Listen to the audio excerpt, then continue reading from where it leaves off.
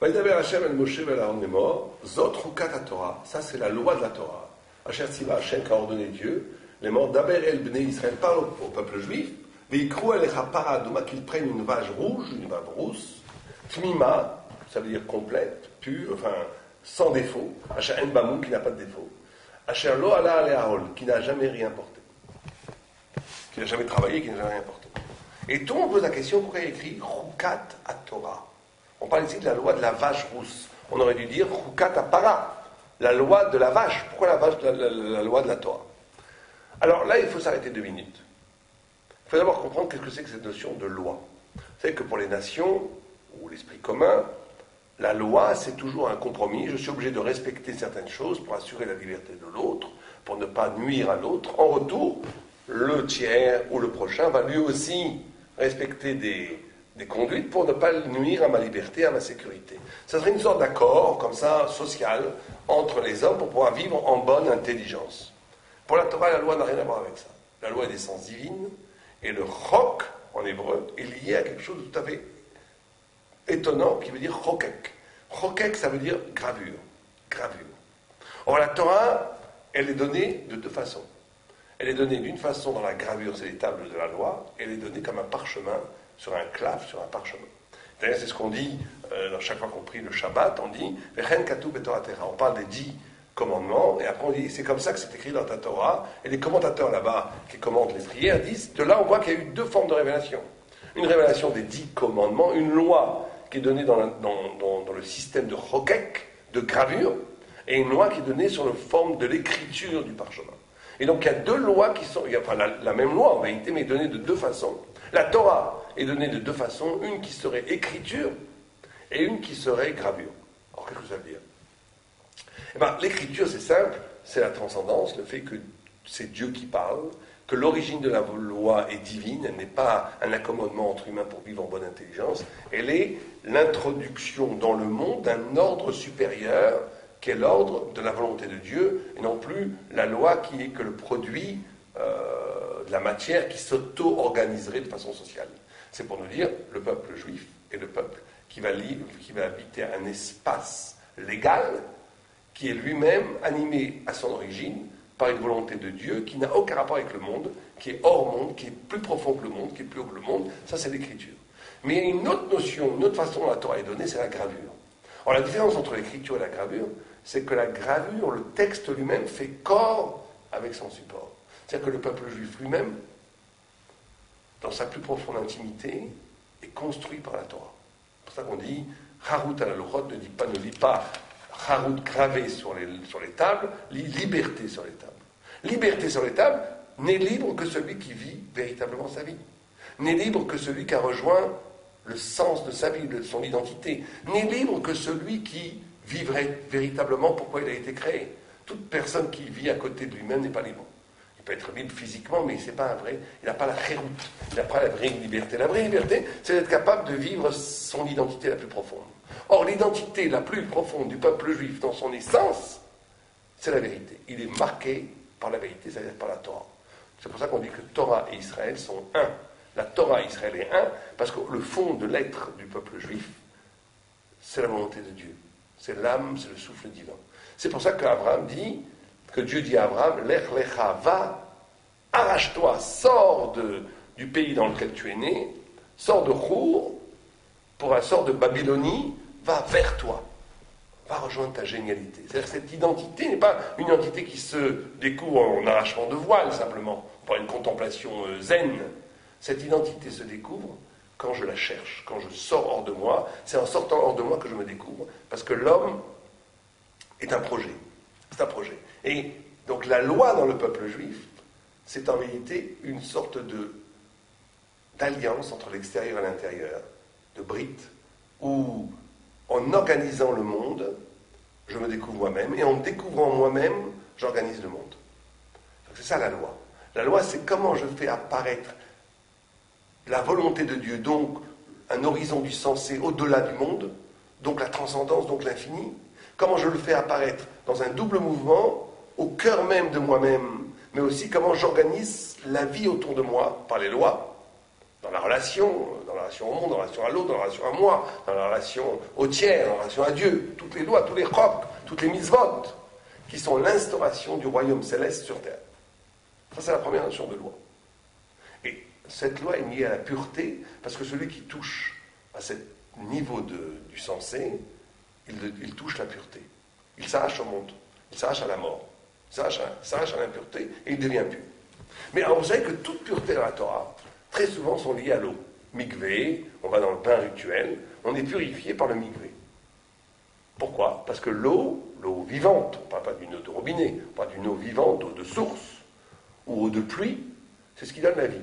Or, pour se purifier, d'ailleurs c'est un schéma spirituel et psychologique qui peut aider beaucoup de gens, pour se purifier de toutes les marques, de toutes les blessures impures de la vie, il faut renaître. Il faut être capable de renaître. On renaît à partir d'un nouveau projet, on renaît à partir d'une décision de se construire à partir de l'étude, de véritablement élaborer une mitzvah. On renaît par un projet. Mais il faut renaître. L'eau, le mikvé, est le pouvoir de la vie, et le pouvoir de la vie nous purifie, parce qu'on rentre dans une nouvelle économie du sens, une nouvelle économie existentielle, qui nous permet d'exister différemment et qui nous guérit des blessures de l'impureté. Très bien.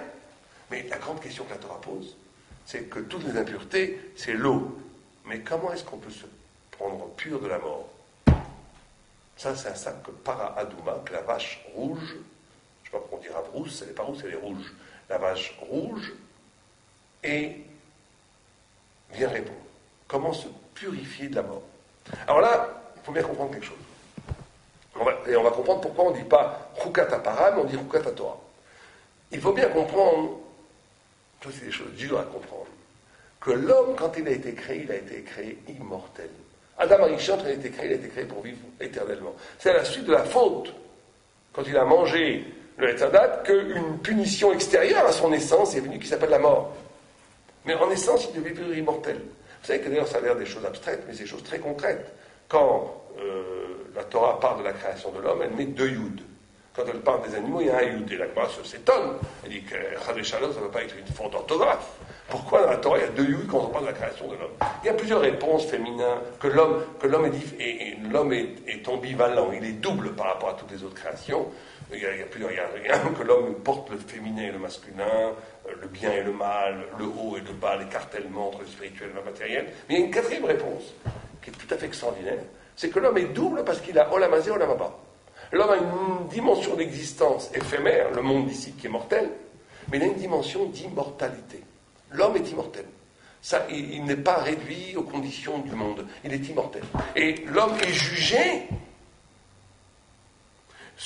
et c'est ça la question que nous, on doit se poser, comment j'organise ma vie? Est-ce que ma vie s'organise autour de ce yud qui est éphémère, l'argent, la réussite, l'honneur, le kavod, les bien-être, le confort spirituel, le confort psychologique, la vie de famille? Est-ce que tout tourne autour en vérité de choses complètement éphémères?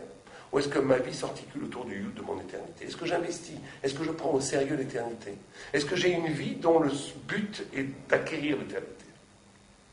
Or, quand la Torah a été donnée, c'était un projet de réintroduire la vie éternelle dans l'homme, puisqu'on était censé ne plus jamais mourir après la Torah. C'est pour ça qu'il y avait Chaye, Olam, Nata, Betochen. Une vie éternelle a-t-il planté en nous? C'est ça, recevoir la Torah. Recevoir la Torah, c'est d'être capable de rejoindre cette dimension d'éternité. Or, regardez comment c'est extraordinaire. Para Adouma, on prenait une vache rouge. Rouge, c'est toujours la notion du din, du feu, de la loi, de la rigueur. On l'a brûlé. La brûler, c'est la mort. C'est quand on brûle quelque chose, tout se disloque. On en faisait de la cendre. La cendre, c'est des millions de petites unités. La vie, c'est le lien. La vie, c'est l'eau qui... Au contraire, l'eau, quand vous avez de l'eau, les choses deviennent malléables, on peut travailler avec. Si c'est complètement sec, les choses n'ont plus de relation. Toutes les particules de millions d'éléments secs, ils n'ont pas de relation l'une avec l'autre, on ne peut pas les unir. L'eau permet le lien. La vie demande le lien. La vie, c'est toujours une circulation. Or, la vache rousse, c'est des cendres, c'est du rouge, c'est du feu, c'est tout ce qui est mort, tout ce qui est digne, tout ce qui est rigueur. Et on verse de l'eau dessus, de l'eau lustrale. Et ça permettait de se sortir de l'impureté de la mort. Alors, ça veut dire quoi? Ça veut dire que c'est ça. Toute la question, c'était comment on peut vaincre la mort. Comment on peut vaincre la mort? Or, la Torah, qui est symbolisée ici par l'eau, elle va vaincre la mort. C'est pour ça qu'on dit Chukat à Torah et pas Chukat à Para. Parce que la seule chose qui peut purifier, nous arracher de la mort, c'est la Torah. La seule chose qui peut nous arracher de l'impureté de la mort, c'est la Torah. Toute autre chose, on ne dit pas Chukat à Para, on dit Chukat à Torah. La Torah a cette extraordinaire possibilité de rendre vivant ce qui était mort. Or, c'est ça étudier la Torah. C'est la capacité de rendre vivant ce qui était mort. Il y a une autre chose tout à fait singulière dans la Torah, c'est qu'à un moment donné, une sorte de faute, Chas Shalom, on confond Afar avec Efer dans le texte. Efer, l'un est avec un Aleph, l'autre avec un Aïn. Efer, c'est la cendre, il n'y a aucune vie. Vous plantez des graines de quoi que ce soit dans de la cendre, ça ne va pas donner de la vie. Afar, c'est la poussière qui vient au contraire d'organes minéraux, végétaux, qui vont donner de la vie. C'est-à-dire qu'on nous dit qu'il faut rendre le Efer Afar. Il faut rendre la cendre qui est dénuée de tout futur de vie, la mort, il faut la rendre au contraire comme de la terre fertile. La Torah a cette capacité de renverser la mort en vie. Alors comment est-ce que je peux comment est-ce que je peux? Et il faut bien comprendre que ça a des influences, des incidences dans notre existence. Comment un malheur, comment quelque chose d'absolument insoutenable, comment le mal, comment l'absurde peut devenir le lieu fertile d'un futur. C'est ça être juif. Vous savez qu'Yaakov, c'est Yud Kov. Yaakov, un des noms d'Israël, c'est le Yud, c'est toujours le futur. Kov, c'est la malédiction, la mort, la fin. Yaakov est celui qui est capable de donner. Être juif, c'est être capable de donner du futur à ce qui est donné pour mort. C'est toujours comme ça.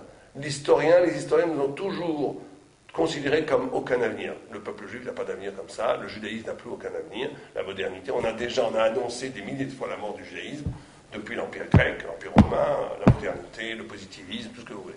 On a toujours cru que le judaïsme, que la Torah allait s'épuiser dans l'histoire, alors qu'elle a toujours rené que c'est plutôt les autres empires qui avaient annoncé notre mort, qui sont morts depuis des lustres.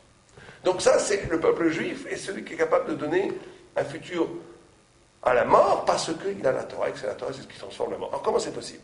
Comment on fait ça? Eh bien, on fait ça, il y a deux mouvements. Il y a le Maral qui dit une chose extraordinaire, un grand secret. Il dit comment ça se fait que Moïse a grandi dans la maison de Paro.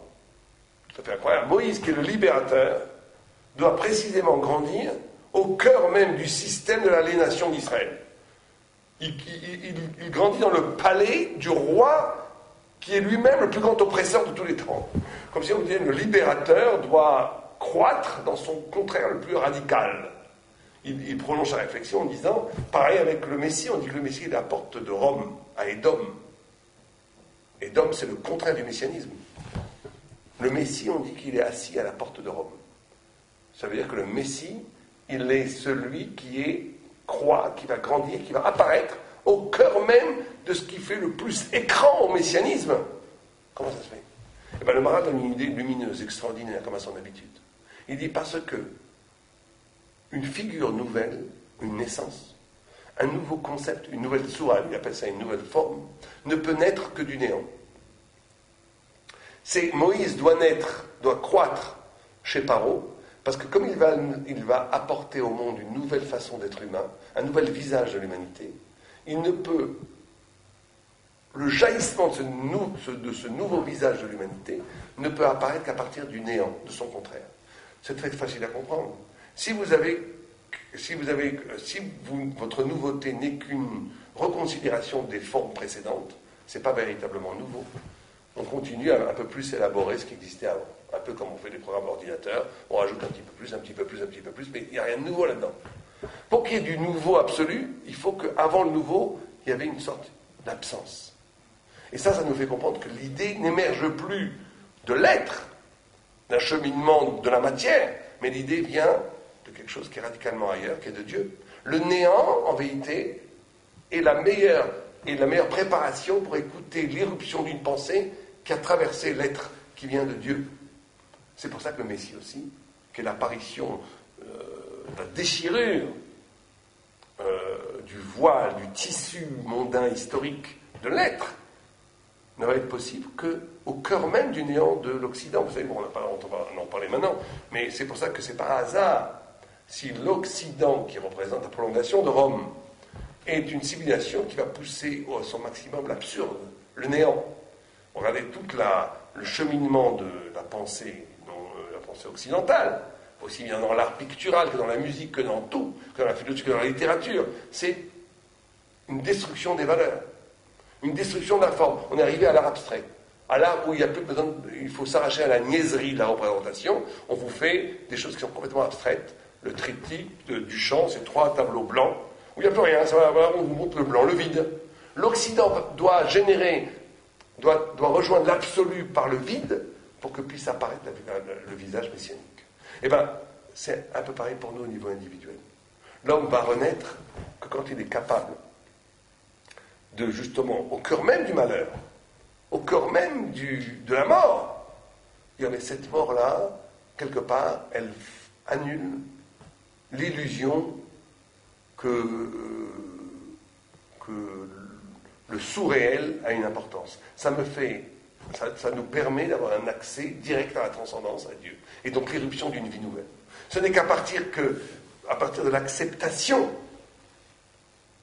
ou plutôt ce n'est qu'à partir du fait que je ne me suis pas défini par des sous-catégories de l'être, donc de rejoindre le néant, de rejoindre la mort, que peut la renaissance peut arriver. Et c'est ça la notion de Paradouma, c'est qu'on prend les cendres, la mort absolue, qui n'a aucun futur. On verse de l'eau, on verse la vie, on verse la Torah, et ça donne, au contraire, une possibilité de purification. Vous savez que quand le peuple juif a traversé la mer Rouge, on dit que l'eau qui a une autre symbolique, la notion de matière absolue, elle s'est arrêtée d'être... Elle est matière parce qu'elle n'a pas de forme. Elle peut prendre toutes les formes possibles. Elle est riche de toutes les formes possibles. Elle n'a pas de forme à elle. Et bien, quand la mer Rouge est ouverte, les eaux elles-mêmes ont pris des formes. Elles se sont arrêtées. Elles ont pris des formes. Ça veut dire que l'absurde lui-même, le non-sens lui-même, a commencé à dessiner un sens. Être capable de donner un sens à l'absurde, être capable de donner un sens à la mort, être capable de donner un sens au pire des malheurs, être capable, et des fois ce sens doit se faire par le silence, par la compréhension qu'il y a un sens mais que je ne peux pas encore formuler. Mais ne jamais sombrer dans le chaos intellectuel, de dire qu'il y a toujours un sens divin, même si je ne le comprends pas. C'est ça qui permet à la vie de ne jamais s'arrêter. C'est ça qui permet à l'homme de ressusciter. Le Rambam dit qu'on doit apprendre à son élève le silence. Il ne s'agit pas d'apprendre simplement à nos élèves à parler, il faut leur apprendre le silence. Et il dit que plus une parole est précédée par un pouvoir de silence, plus la parole est forte. C'est vrai que Moshe Rabbeinu avait du mal à parler, parce que la racine de sa parole, c'était quelque chose qui excédait le monde, qui traversait le néant, qui s'approchait des lumières, des hautes lumières divines.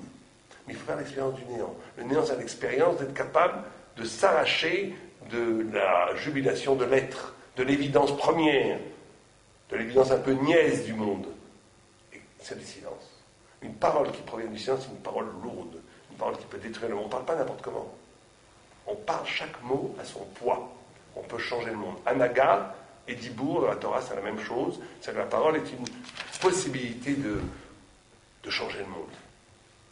Et alors, pour finir, la paracha après continue avec la punition terrible de Moshe Rabbeinu qui ne pourrait pas rentrer en Eretz Israël.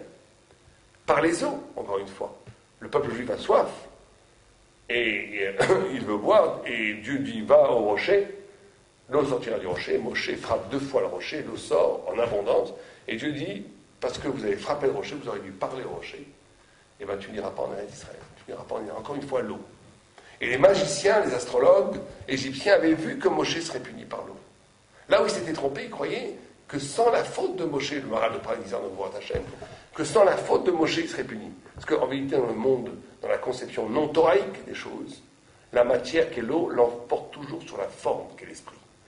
On a beau penser tout ce qu'on veut, on ne croit pas, sans Torah, on ne peut pas croire véritablement que l'idée peut changer le monde. À la fin, c'est toujours la matière qui l'emporte, l'histoire qui se fait, le monde qui va comme il va, la logique des choses, et une idée, c'est héroïque, mais ça s'écroule face au cheminement de l'histoire. Avec la Torah, c'est pas comme ça. Avec la Torah, la matière, Moshe était une matière pure, c'est pour ça qu'on dit ça s'appelle Moshe, celui qui est sorti des eaux, c'est-à-dire qu'il s'est sorti de la matière. Et Moshe, c'est-à-dire qu'il a été libéré de toute la matière. Il est la forme pure. La forme pure fend l'eau en deux, il ouvre la mer Rouge. Il est plus fort que le monde, il change le monde. Mais dès qu'il fait une faute, l'eau le rattrape. Mais Mériba, il a été puni, il ne pourra pas rentrer en Eretz Israël. La mort est arrivée à Moshe que à cause de l'eau. Parce que l'eau, c'est exactement le contraire de Moshe. Et donc, c'est ce qui est important pour nous, ce qui est fondamental dans ce rapport de la capacité de donner la vie à la mort. C'est comment, moi, dans ma vie de tous les jours, je vais être capable de retraduire en Torah, retraduire en volonté divine, retraduire en lien avec Dieu tout ce qui m'arrive. Aussi bien le bonheur comme le malheur. Il y a une bracha pour le bonheur et une bracha pour le malheur. Être capable que chaque événement qui m'arrive soit le lieu d'une renaissance. Aleva Elenu, Shabbat Shalom.